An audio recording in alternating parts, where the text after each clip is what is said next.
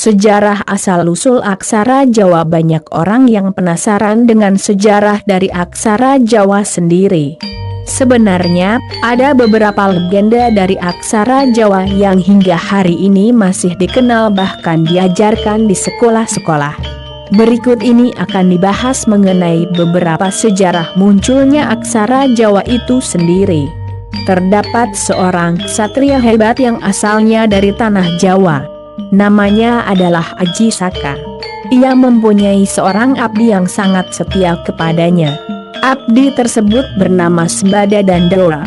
Pada suatu masa, Aji Saka melakukan sebuah perjalanan ke salah satu kerajaan bernama Medang Kamulan yang saat itu tengah diperintah oleh seorang raja yang suka memakan daging manusia. Adapun nama dari raja tersebut adalah Prabu Dewata Cengkar.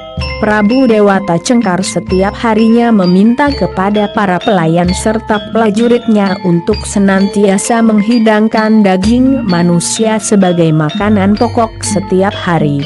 Ini membuat masyarakat resah dan karena itu, Aji Saka memiliki inisiatif untuk melawan Seng Saja tersebut dengan keduanya abdinya. Cerita singkatnya, Aji Saka sampai pada pinggiran hutan dan sudah masuk ke kawasan kekuasaan Medang Kamulan. Sebelum ia benar-benar masuk ke kawasan kerajaan tersebut, Aji Saka memerintahkan kepada abdi yang namanya Sembada untuk tetap tinggal di sana dengan menjaga keris pusaka yang dimiliki Aji Saka.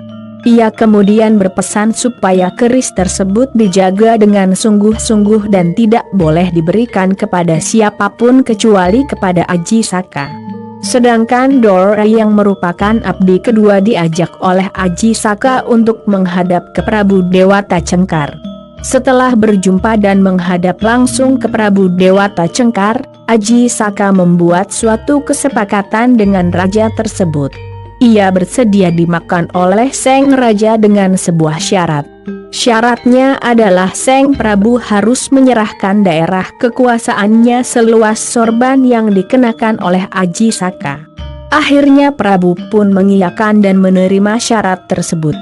Lalu Aji Saka pun memohon kepada Prabu Dewata Cengkar untuk mengukur tanah yang dijanjikan dengan cara memegang salah satu bagian ujung surban.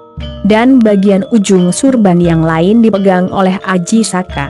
Prabu Dewata Cengkar mulai menarik surban tersebut dan kemudian menjadi terbentang. Seng Prabu terus bergerak muncul dan memanjangkannya.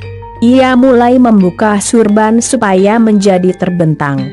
Dengan kesaktian yang dimiliki, ternyata surban tersebut tak habis-habis ketika dibuka. Prabu pun terus berjalan untuk membentangkannya. Kemudian sampailah Seng Prabu di tepi sebuah laut jurang batu yang terjal dan juga dalam. Dengan sangat cepat, Aji Saka pun menggoyangkan surban yang ia miliki tersebut dan akhirnya Seng Prabu terlempar ke tengah laut. Akhirnya ia pun mati setelahnya. Semua rakyat bersuka cita dan menjadikan Aji Saka sebagai rajanya. Setelah beberapa saat menjadi seorang raja, Aji Saka pun lupa akan kerisnya yang ia tinggal dan titipkan kepada Sembada. Ia pun meminta Dora supaya mengambil keris tersebut. Akhirnya, Dora berangkat untuk mengambil kerisnya dan sampailah di tempat Sembada berada. Pada awal pertemuan, mereka berbincang saling mempertanyakan kabar masing-masing. Kemudian pembicaraan pun berlanjut kepada Dora yang meminta keris pusaka tersebut untuk diberikan kepada Aji Saka. Namun, Sembada ingat betul bagaimana pesan yang disampaikan oleh Aji Saka kepadanya bahwa ia tidak boleh memberikan keris tersebut kepada siapapun kecuali Aji Saka.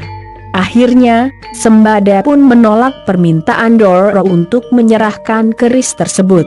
Sementara Dora sendiri harus taat kepada perintah rajanya. Dan akhirnya mereka berdua sama-sama tidak mau mengalah satu sama lain demi menjaga amanah yang diterima. Mereka pun bertengkar dan adu kekuatan satu sama lain. Karena kekuatan serta kesaktian mereka sama, keduanya pun mati bersama-sama. Sesudah itu, kabar kematian tersebut akhirnya didengar oleh Aji Saka. Karena kecerobohan yang dibuat olehnya, dua abdinya harus mati. Ia sangat menyesal atas hal itu.